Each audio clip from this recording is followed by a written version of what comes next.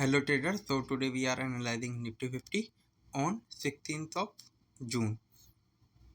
तो हम देख सकते हैं कि आज के दिन जो मार्केट है वो ओपनिंग समवेयर इस वाले कैंडल पे यहाँ पे हम देखें, यहाँ पे 16 तारीख का जो ओपनिंग प्राइस रहता है 23,923 का रहता है।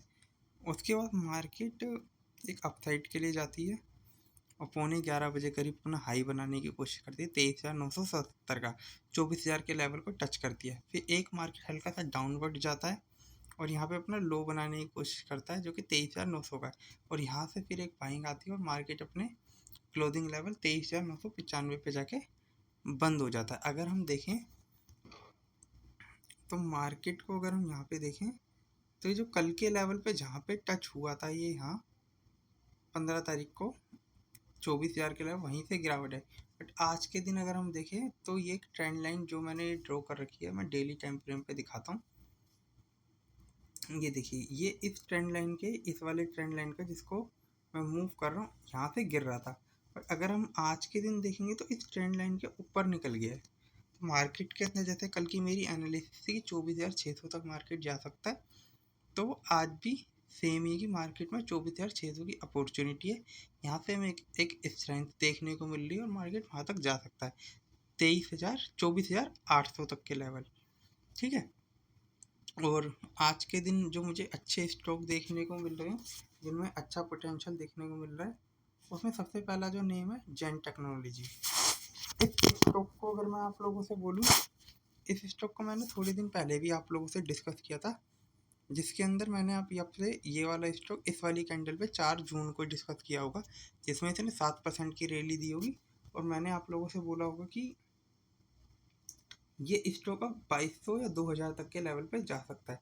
आज फिर से इस स्टॉक के अंदर हमें एक बाइंग देखने को मिल रही है यहाँ पे, जिसमें आज ये इंटरडे के अंदर 3 से 4% अपसाइड पे क्लोज हुआ है।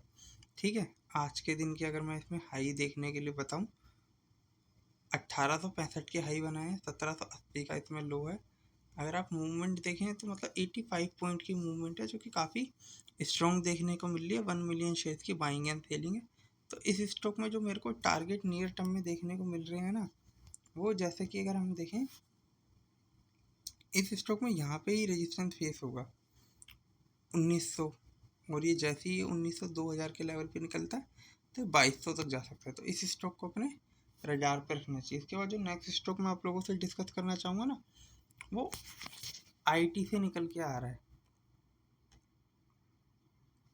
Sonata software. ये स्टॉक एक टाइम पे 400 के लेवल से भी के आसपास चल रहा था। अगर आप देखें 429, ठीक है। और अगर आप इसे दिवाली पे देखें, समवेयर अगर हम दिवाली को यहाँ पे नोटिस करें तो दिवाली यहाँ पे अक्टूबर नवंबर के अंदर ये यहाँ पे चल रही थी, तो इसमें भी वही लेवल थे 300, 350, 400। बट अगर हम इस स्टॉक को अपने हाई से देखें, 800 रुपये से गिरते गिरते यहाँ पे ये स्टॉक का 300 रुपये पे आ गया है। और यहाँ पे इसमें एक आज के दिन यहाँ पे देखिए, अगर आप वॉल्यूम देखें, यहाँ 16 अप्रैल के, 15 अप्रैल के, फिर ये यहाँ पे देखें 8 मई को, फिर अगर आप ये देखें 2 जून को, अब इसे यहाँ पे देखें आज 16 तारीख को, तो एक यहाँ पे एक अच्छा पोटेंशियल देखने को मिल रहा है। इसमें एक स्ट्रॉन्ग बाइंग आ रही है, तो इस स्टॉक को हमें रडार पे रखना चाहिए। सोनाटा सॉफ्टवेयर को काफ़ी अच्छे डिस्काउंट पे अवेलेबल है, एक बाइंग के लिए जा सकते हैं। इसमें आज 29 मिलियन शेयर की बाइंग थी। शेयर अपर सर्किट पे जाके क्लोज हुआ 261 के लो से 312 तक के हाई के लिए गया था। इसमें मेरे को इसी लेवल पे एक रेजिस्टेंस देखने को मिल रहा है, जो कि मैं ड्रॉ कर देता हूँ अभी। समवेयर यहाँ 313, 311 पे एक रेजिस्टेंस है। उसके बाद जो नेक्स्ट रेजिस्टेंस देखने को मिल सकता है वो समवेयर यहाँ देखने को मिलेगा आपको 350, और ये जैसी 300 के लेवल से 429 के इस रेंज में ट्रेड होता हुआ दिखेगा, 350 से 429 की रेंज में। तो वहाँ पे एक रेंज बाउंड स्ट्रेटेजी होती है, उसके हिसाब से ट्रेड किया जा सकता है। इसके बाद जो नेक्स्ट स्टॉक में आप लोग से डिस्कस करना चाहूँगा वो है फर्टिलाइजर एंड केमिकल में से ये निकल के आता है एक शेयर। इस स्टॉक को भी अगर मैं देखूँ ना, इस स्टॉक का रेजिस्टेंस हमें यहाँ पे देखने को मिल रहा है 1100 के लेवल पे। ठीक है, मैं इसको एक लाइन से समझाने की कोशिश करता हूँ। ठीक है, समवेयर अगर आप देखें 1180 के लेवल। अब ये स्टॉक है ना, एक यहाँ पे भी अगर हम देखें 1100 के लेवल पे इसमें डाउनवर्ड आने के चांसेस हैं। तो आज के दिन अगर हम देखें इसमें जिस तरीके का वॉल्यूम था, ये देखिए यहाँ पे 13 मिलियन शेयर्स की बाइंग एंड सेलिंग थी आज, जिसके अंदर स्टॉक इंट्राडे के अंदर 12 से 13% अपसाइड पे था। स्टॉक 906 के लो से 1058 तक के हाई के लिए चला गया था। तो इस स्टॉक को आप रडार पे रख सकते हैं। ठीक है, और इसमें भी अच्छा पोटेंशियल है। फर्टिलाइज़र और केमिकल्स को हमें यहाँ पे देखना चाहिए। क्यों? उसके रीज़न मुझे ये लगते हैं। एक तो केमिकल्स के अंदर है ना क्रूड ऑयल का थोड़ा सा इम्पोर्टेंस होती है, और अगर हम देखें तो अब क्रूड के ऑयल के प्राइस डाउन होते हुए देखने को मिल रहे हैं इंटरनेशनल मार्केट में। 79 पर बैरल के प्राइस देखने को मिल रहे थे मुझको। तो इन कंपनियों को से एडवांटेज हो सकता है, तो मे बी ये 1100 तक जा सकता है। तो इस स्टॉक को भी आप रडार पे रख सकते हैं। इसके बाद जो नेक्स्ट स्टॉक है वो है कोफोर्ज। कोफोर्ज को तो मैं आप लोगों से पहले भी डिस्कस कर चुका हूँ, तो अभी मैं आपको बता देता हूँ कि मैंने किस लेवल पे डिस्कस किया और आज कोफोर्ज कहाँ चल रहा है। कोफोर्ज के अंदर पोटेंशियल है, और अभी ये नेट मेरा पता नहीं क्यों स्लो सा दिख रहा है। इसको मैं रिफ्रेश करने लगाता हूँ फिर से। तो जैसा कि हम देख सकते हैं कोफोर्ज के अंदर है डिफरेंट डिफरेंट लेवल पे यहाँ पे बाइंग आती रहती है। ये देखिए कोफोर्ज को यहाँ पे देखिए, ये 6% की तेजी थी। अब ये है ना 1700 तक के लेवल पे जाने के लिए रेडी है।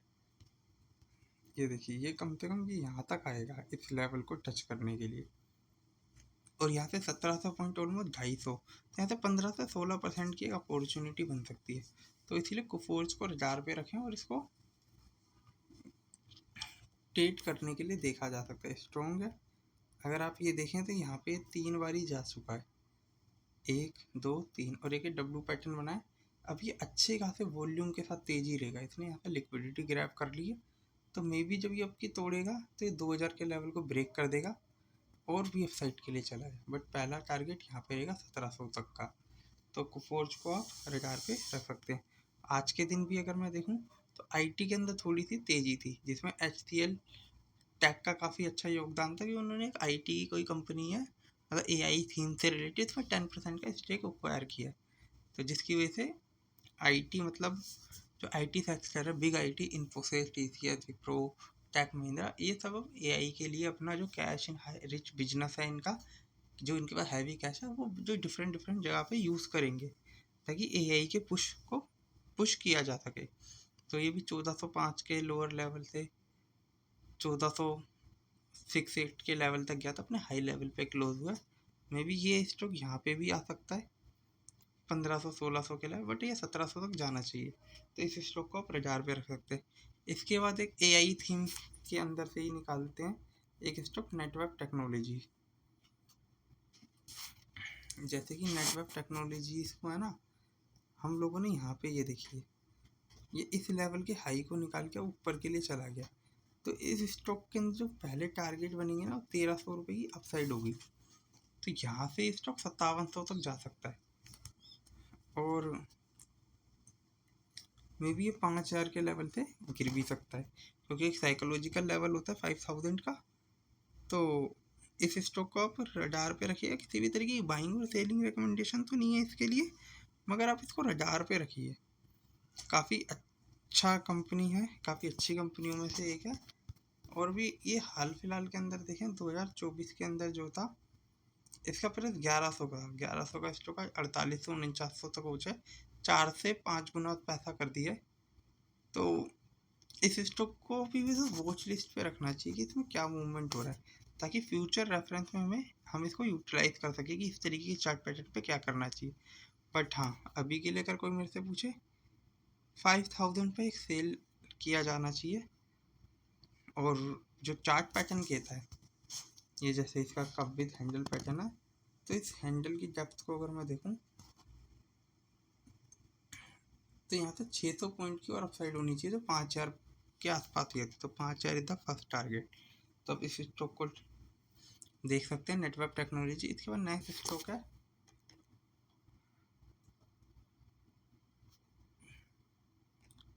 लोयड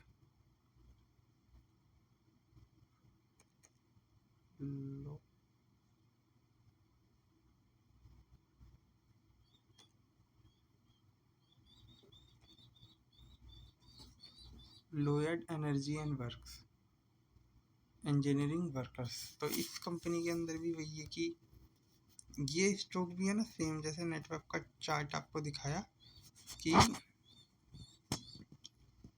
ये देखिए यहाँ पे एक बार जाके टच किया, तो मैं भी ये अब उम्मीद है कि ये फिर से यहाँ पे एक बार डाउनवर्ड के लिए आ सकता है। तो वॉल्यूम अच्छा है। आज के दिन स्टॉक 100 मिलियन शेयर की बाइंग एंड सेलिंग के साथ चल रहा था, 12% की अपसाइड थी। तो मैं भी उम्मीद है कि ये स्टॉक के अंदर एक डाउनवर्ड आ सकती है।